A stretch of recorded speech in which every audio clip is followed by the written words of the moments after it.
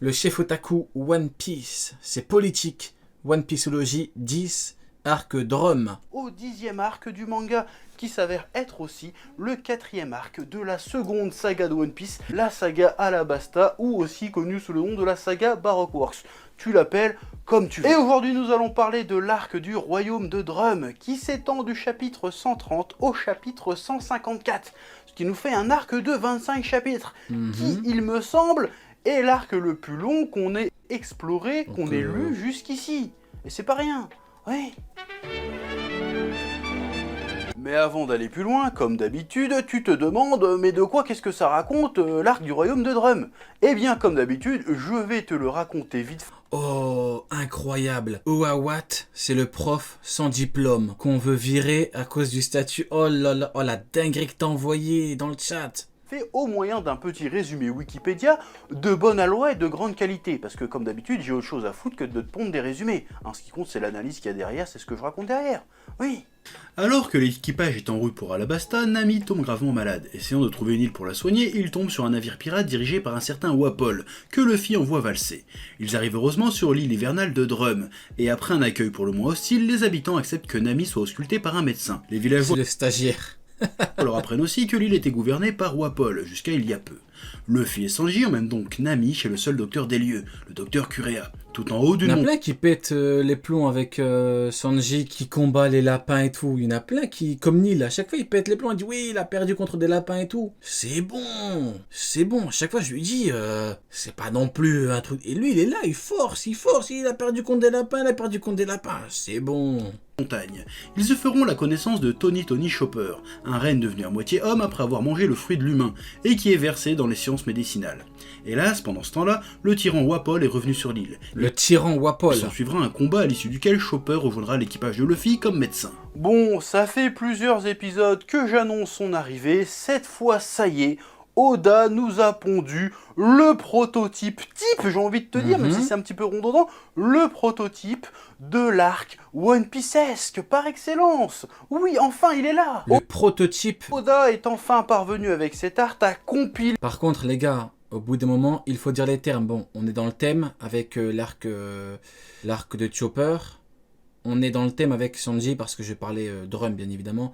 Avec Sanji, je vous le dis, hein, ayez du respect pour Sanji. Hein. Zoro est constamment mis sur un pied d'égalité avec Sanji, alors que Zoro s'entraîne sans cesse. Hein. Donc attention les gars. Sanji, à la base, c'est pas un combattant complet. Enfin, c'est pas un combattant, c'est plus un cuisinier. Et Zoro s'entraîne constamment. Je dis pas que Zoro, dans un combat long, n'aurait pas un peu plus de chances de gagner. C'est pas ce que je dis. On a toujours une petite hiérarchie, mais t'as une espèce d'égalité. Mais bon. Mettez du respect sur Sanji quand même. Faut dire la vérité, hein. Le mec, il est cuisinier, et le mec arrive à être au niveau d'un mec comme Zoro, un combattant qui veut être le meilleur épéiste au monde. Oui. Bon, entre-temps, Seigneur des Enfers, carrément. Tous les aspects de Mais Sanji, très très chaud, hein. Très chaud. Respectez ce bonhomme, hein. One Piece qu'il a voulu explorer jusqu'ici dans les arcs qu'on a eu précédemment. C'est-à-dire qu'on a le côté aventure, exploration, en nous montrant un peu comment ça fonctionne d'un point de vue architecture, culture, le royaume de Drum.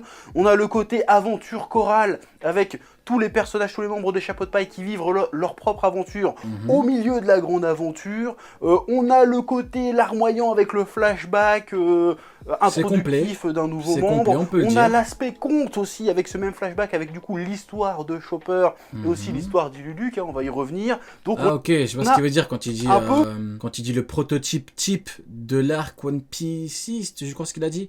Ouais, en gros, les arcs, moi, c'est ce que j'appelle un arc complet, en fait. Bon, même si là, c'est un peu différent de Alabasta avec chaque Mugiwara qui a un combat à lui, mais je vois ce qu'il veut dire. T'as vraiment l'arc complet avec tout ce qui fait qu'un arc de One Piece est excellent à tous les niveaux, je vois. Un pain complet, voilà. Tout ce qui fera One Piece-esque.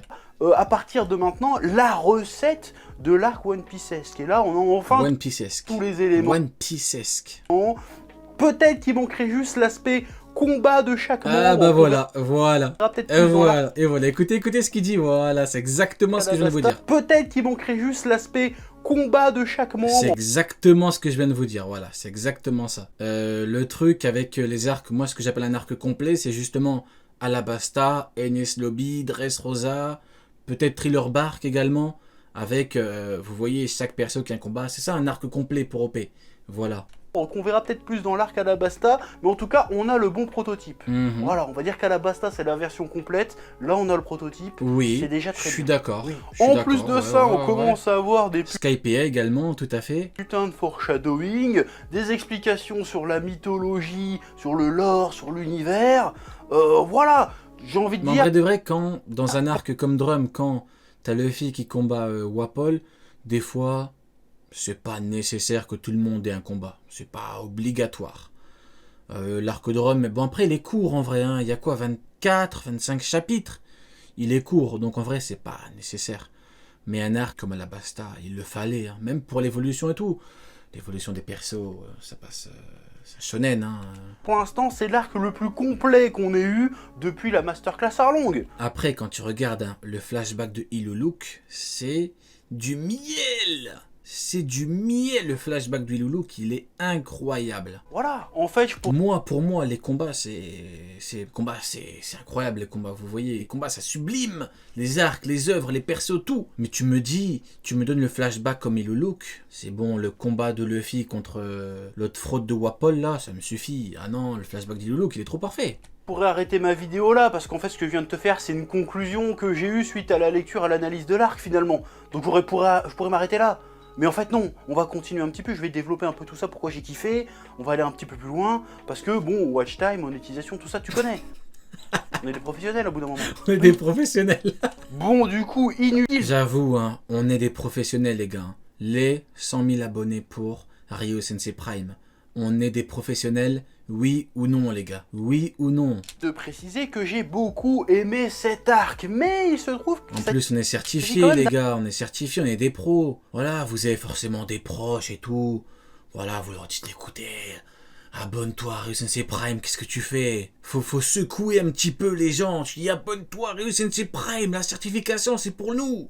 C'est pour nous, l'Euro Jackson. Les anglophones se foutent de notre gueule. C'est le mec qui va loin. d'un arc plutôt dense, donc je vais pas forcément parler de tous les éléments qu'il y a dans cet arc. On est des professionnels, les gars. Je vais prendre les trucs qui m'ont le plus intéressé, parce que je fais ce que je veux. Et en plus, je vais pas forcément aborder tous les éléments dans un ordre chronologique. Voilà, c'est comme moi, j'ai fait ce que je veux. Je suis certifié, les gars. Je vais plutôt y aller par thématique, parce que je fais ce que je veux, encore une fois. Je vais aller débunk mon daron pour qu'il s'abonne. Ah, je suis mort. Je vais aller débunk mon daron, il a dit. Voilà, si t'es pas content, bah tu mets un pouce quand même, parce que ça fait plaisir. Comment ça, tu veux débunk ton daron? D'ailleurs, je vais commencer par les trucs que j'ai aimés, qui prennent le moins de temps à expliquer. Voilà, comme ça c'est réglé, on passe à autre chose. Oui. J'ai aimé le fait que Sanji prenne enfin vraiment part aux événements. Jusqu'ici, l'arc Baratie mis à part bien entendu, Sanji n'apparaissait que comme un comic relief de simp, ou quand il y avait un méchant tertiaire à venir latter pendant que Zoro et Luffy s'occupaient du boss et du sous-boss.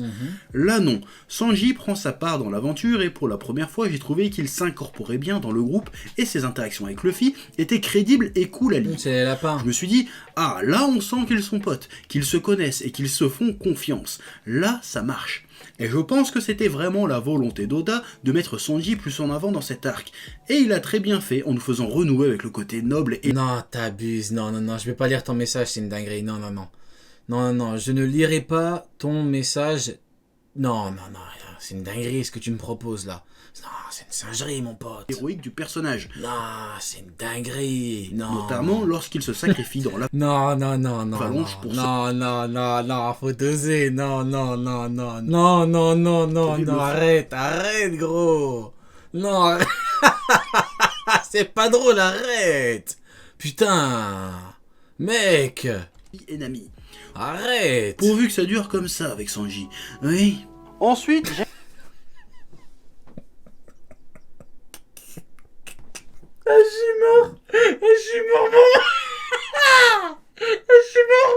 suis mort, c'est bon. Non, c'est bon. Non. j'aime beaucoup l'accent Non, c'est une sagerie. mis sur le côté exploration slash C'est une dinguerie. découverte durant cet arc. Parce que je pense que c'est la première fois qu'on explore un pays,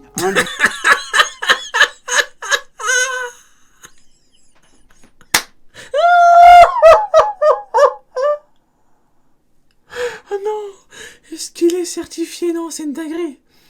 C'est une dinguerie. Il y a un mec qui lui a répondu, est-ce qu'il est certifié au moins? Oh, c'est une dinguerie. Une civilisation, une culture dans One Piece à ce point. Alors certains C'est une vraie dingue. Les gars, je crois qu'on est tous fatigués. Hein. Vraiment, je crois qu'on est tous fatigués.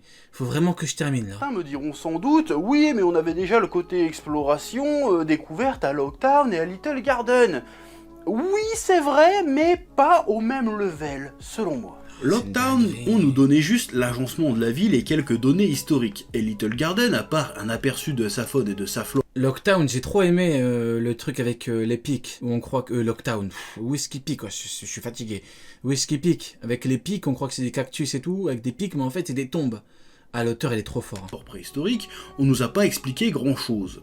Au royaume de Drum, Oda a pris soin de nous faire réellement découvrir le pays, la façon de vivre des habitants, son climat, sa topographie, son architecture, ses moyens de transport, sa faune, ses légendes, son histoire et même sa politique.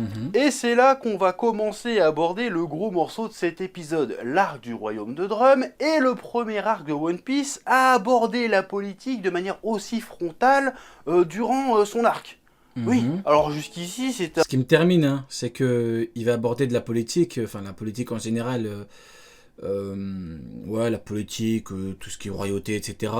En fait, dans OP, que ce soit politique ou voilà tout ce qui est royaume et tout, il y a toujours du combat et tout dedans. C'est une dinguerie. Genre c'est toujours lié. Tu regardes l'ancien royaume, c'est forcément lié. Tu regardes le Gorosei, c'est forcément lié. Alabasta, c'est forcément lié.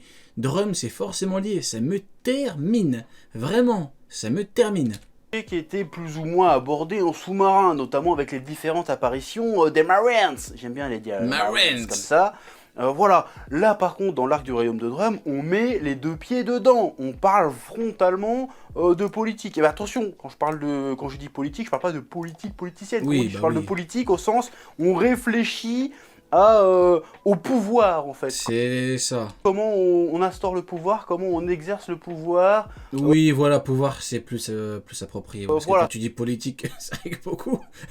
On parlait, ouais, mais ouais. Ce genre de truc, quand je te dis politique, en fait, il faut plus penser pouvoir en réalité. Voilà, les élites, les pas élites, des trucs comme ça. C'est ça que je te parle. Oui, voilà, la politique au sens large. Au sens, au pouvoir, aux règles qui régissent une société. Oui, voilà, pour la faire courte. En plus, petit bonus aparté, il y a la première évocation de la rêverie de Marijoa, ou Marijoa, je sais pas comment on prononce ce truc-là. J'avais complètement zappé que c'était abordé si tôt dans le manga, en fait. Donc déjà, c'est plutôt stylé, ça. Oui. D'ailleurs, c'est évident un petit peu, mais je soupçonne Oda de planter ici les graines qui serviront à l'arc suivant, hein, à l'arc Alabasta et donc à l'arc de Vivi finalement. Et on pourra aussi parler... Il y a vraiment que dans mon chat que tu les radés. Je suis dans une galère, il y a un anglais qui veut ma peau. Je vous promets, il y a que dans mon chat que tu lis des dingueries comme ça. C'est quoi cette singerie que tu nous proposes? Qu'est-ce que c'est que cette foutue singerie? Dis-moi, vas-y. Je m'en pose. Vas-y, dis-nous.